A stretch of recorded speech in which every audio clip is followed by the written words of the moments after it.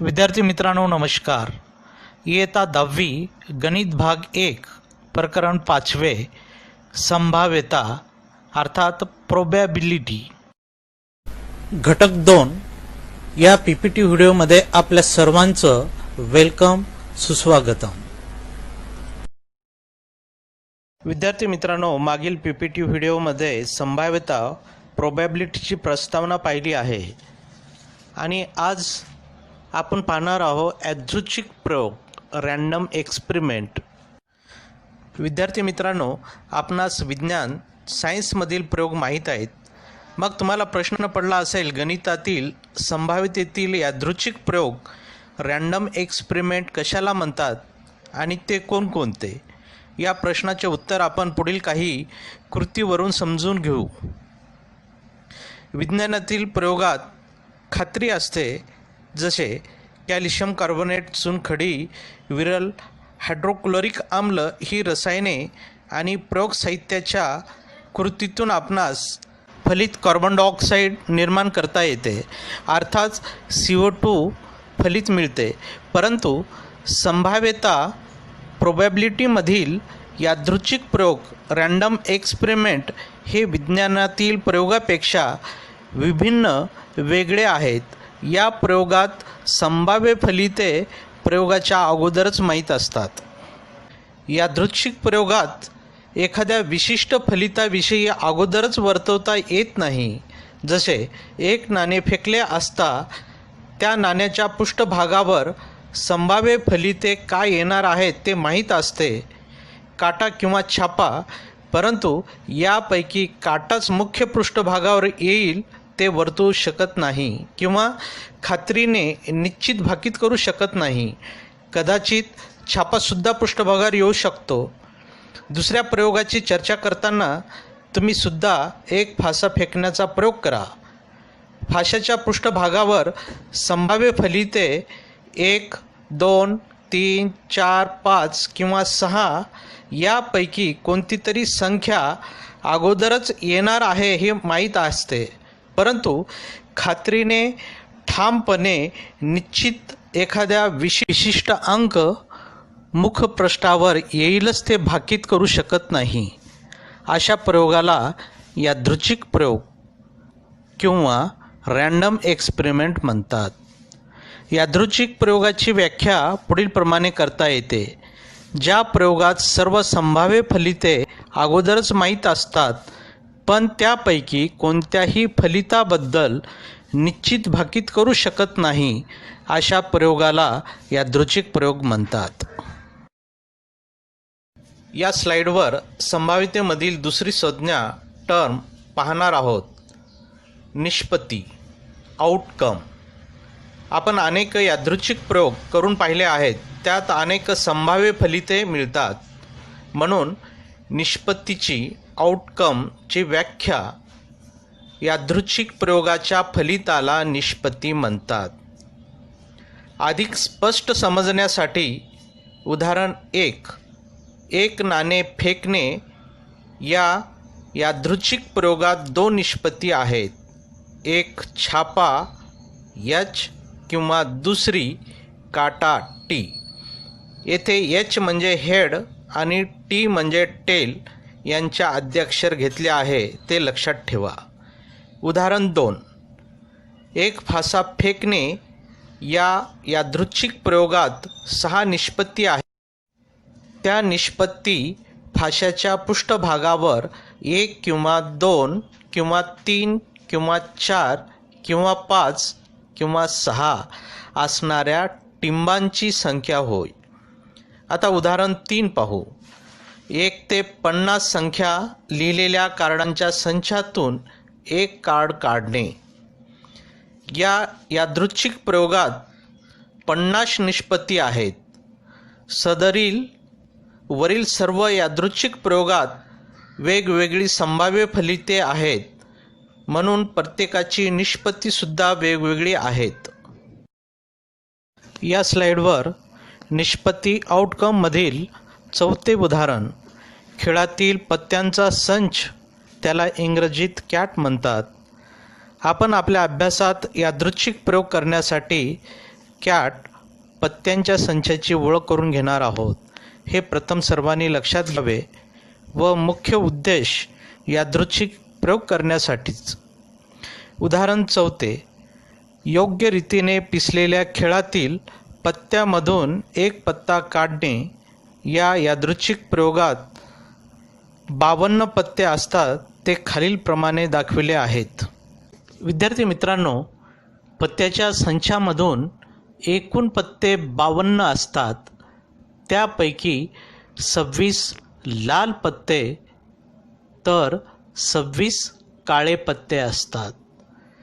26 लाल पत्त्यापैकी 13 बदाम पत्ते आणि 13 चौकट पत्ते असतात।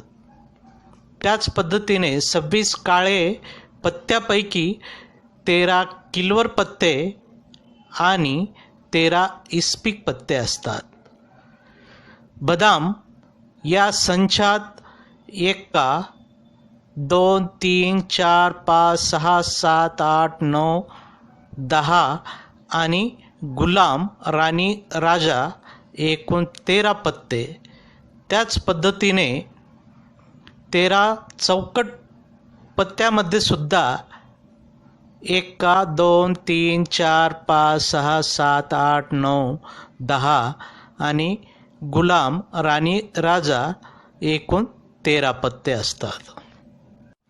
26 काळे पत्ते मधील 13 किलवर पत्ते या संचात 1, 2, 3, 4, 5, 6, 7, 8, 9, 10 आणि गुलाम, राणी, राजा एकूण 13 पत्ते।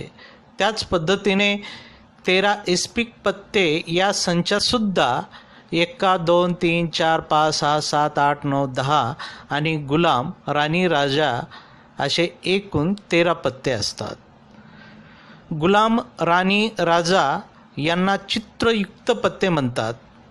प्रत्येक कॅटमध्ये किंवा पत्त्याच्या संचामध्ये राजाच्या चित्राचे 4, राणीच्या चित्राचे 4 आणि गुलाम चित्राचे 4 असे एकूण 12 चित्रयुक्त पत्ते असतात।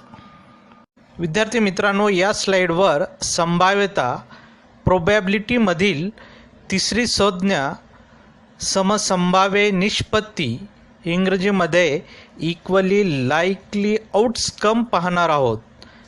त्यापूर्वी बायस्ड, अनबायस्ड, फेअर म्हणजेच असमतोल, समतोल या संकल्पना समजावून घेऊया। बायस्ड म्हणजे असमतोल, एक बाजू झुकलेला किंवा कललेला। अनबायस्ड म्हणजे समतोल, दुसरा अर्थ निपक्षपाती म्हणजेच फेअर असा घेणार आहोत। जर आपण एक फासा फेकला तर फाशाच्या वरच्या पृष्ठभागावर 1, 2, 3, 4, 5, 6 यापैकी एक संख्या मिळण्याची शक्यता असते, म्हणजेच त्या समसंभाव्य निष्पत्ती असतात। विद्यार्थी मित्रांनो, परंतु एखादा फासा डाईस फेकला असता तो वारंवार एका विशिष्ट पृष्ठभागावर एकच विशिष्ट अंक येत असेल तर तो फासा असमतोल, बायस्ड असतो। अशा बाबतीत निष्पत्ती समसंभाव्य नसतात। म्हणून यापुढे यादृच्छिक प्रयोगात वापरलेल्या बाबी म्हणजेच फासा अथवा नाणे, कॉईन समतोल फेअर आहेत असे गृहीत धरणार आहोत, हे लक्षात ठेवावे लागेल। म्हणून समसंभाव्य निष्पत्तीची व्याख्या दिलेल्या निष्पत्तीपैकी कोणतीही निष्पत्ती प्राधान्यक्रमाने मिळत नसेल किंवा सर्व निष्पत्तींची समान शक्यता असेल तर त्या समसंभाव्य निष्पत्ती आहेत असे म्हणतात। उदाहरणार्थ, जर आपण एक नाणे फेकले तर छापा किंवा काटा मिळण्याची निष्पत्ती समसंभाव्य असते। येथे 50-50 असते, म्हणजेच 2 संभाव्य निष्पत्ती असल्यामुळे छापा 1/2 किंवा काटा 1/2 ही समसंभाव्य निष्पत्ती आहेत, ते सहज आपल्या लक्षात आलेच असेल। तसेच उदाहरण दुसरे, 1 ते 6 संख्यांचे पृष्ठभाग असणारा फासा फेकला असता मुख्य पृष्ठभागावर 1, 2, 3, 4, 5, 6 यापैकी कोणती तरी एक संख्या मिळण्याची शक्यता असते। येथे एकूण संभाव्य निष्पत्ती 6 आहेत, म्हणून पृष्ठभागावर एक अंक येण्याची संभाव्यता 1/6, तर 2 अंक येण्याची संभाव्यता 1/6 आणि 3 अंक येण्याची संभाव्यता 1/6 आणि 4 अंक येण्याची संभाव्यता सुद्धा 1/6 व 5 अंक येण्याची संभाव्यता सुद्धा 1/6 आणि शेवटी 6 अंक येण्याची संभाव्यता सुद्धा 1/6 आहे। याचाच अर्थ सर्व अंक वरच्या पृष्ठभागावर येण्याची संभाव्यता 1/6 ही सारखीच आहे, म्हणजेच समसंभाव्य निष्पत्ती इक्वली लाईकली आउटकम्स सारखेच आहेत। याचाच अर्थ सर्व अंक वरच्या पृष्ठभागावर येण्याची संभाव्यता 1/6 ही सारखीच आहे, म्हणजेच समसंभाव्य निष्पत्ती इक्वली लाईकली आउटकम्स सारखेच आहेत। विद्यार्थी मित्रांनो, या स्लाइडवर सराव संच 5.1 मधील उदाहरणे अभ्यासणार आहोत। खालील प्रत्येक बाबतीत किती शक्यता आहेत? नंबर 1, वनिताला महाराष्ट्रातील खालील प्रेक्षणीय ठिकाणांची माहिती आहे। त्यातील एका ठिकाणी मे महिन्याच्या सुट्टीत ती जाणार आहे। अजिंठा, महाबळेश्वर, लोणार सरोवर, ताडोबा अभयारण्य, आंबोली, रायगड, माथेरान, आनंदवन। या दिलेल्या उदाहरणात किती शक्यता आहेत त्या शोधायच्या आहेत। याचे उत्तर 8 शक्यता आहेत, कारण स्थळांच्या यादीत 8 स्थळांची नावे दिलेली आहेत। 1 अजिंठा, 2 महाबळेश्वर, 3 लोणार सरोवर, 4 ताडोबा अभयारण्य, 5 आंबोली, 6 रायगड, 7 माथेरान आणि 8 आनंदवन। म्हणून या दिलेल्या उदाहरणात एकूण 8 शक्यता आहेत। उदाहरण दुसरे, एका आठवड्यातील वार यादृच्छिक पद्धतीने निवडायचा आहे। किती शक्यता आहेत? या प्रश्नाचं उत्तर आन्सर, एका आठवड्यात 7 वार असतात। सोमवार, मंगळवार, बुधवार, गुरुवार, शुक्रवार, शनिवार आणि रविवार।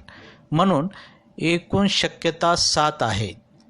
उदाहरण 3, पत्त्यांच्या कॅटमधून एक पत्ता यादृच्छिक पद्धतीने निवडायचा आहे। किती शक्यता आहेत? या प्रश्नाचे उत्तर आन्सर, पत्त्यांच्या कॅटमध्ये 52 पत्ते असतात। एक यादृच्छिक पद्धतीने निवडल्यास 52 शक्यता मिळतील। विद्यार्थी मित्रांनो, या PPT व्हिडिओमध्ये आपण संभाव्यतेमधील अर्थात प्रोबॅबिलिटीमधील महत्त्वाच्या काही संज्ञा पाहिल्या आहेत, जसे यादृच्छिक प्रयोग, निष्पत्ती, समसंभाव्य निष्पत्ती आणि सराव संच 5.1 मधील उदाहरणे पाहिले आहेत। पुढील स्लाइड व्हिडिओमध्ये आपण पाहणार आहोत नमुना अवकाश अर्थात सॅम्पल स्पेस।